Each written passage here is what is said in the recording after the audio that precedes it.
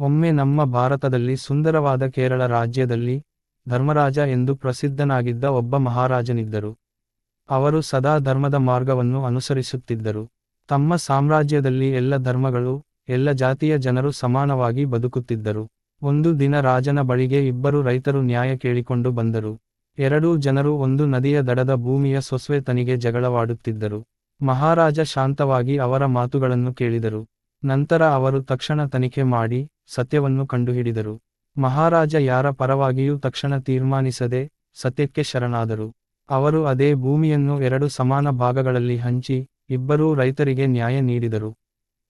ಜನರು ರಾಜನ ನ್ಯಾಯಮೂರ್ತಿಯನ್ನು ಮೆಚ್ಚಿದರು. ಅವರು ಸದೇ ಶಿಸ್ತಿನ, ಮೌಢ್ಯವಿಲ್ಲದ, ಸತ್ಯ ಮತ್ತು ಶಾಂತಿಯ ಮೇಲ್ಮನಸ್ಸುಳ್ಳ ನಾಯಕನಾಗಿದ್ದರು. ಅವರ ಆಡಳಿತದಿಂದಲೇ ಕೇರಳ ರಾಜ್ಯವು ಧನಾಧ್ಯಕ್ಷತೆ, ಶಾಂತಿ ಮತ್ತು ಸಮೃದ್ಧಿಯಲ್ಲಿ ಬೆಳೆಯಿತು. ಈ ಕಥೆ ನಮಗೆ ಹೇಳುವುದೇನು ಎಂದರೆ, ಧರ್ಮ, ಸತ್ಯ ಮತ್ತು ಸಮಾನತೆ ಇರುವಲ್ಲಿ ಸದಾ ಶಾಂತಿ ವಾಸಿಸುತ್ತದೆ.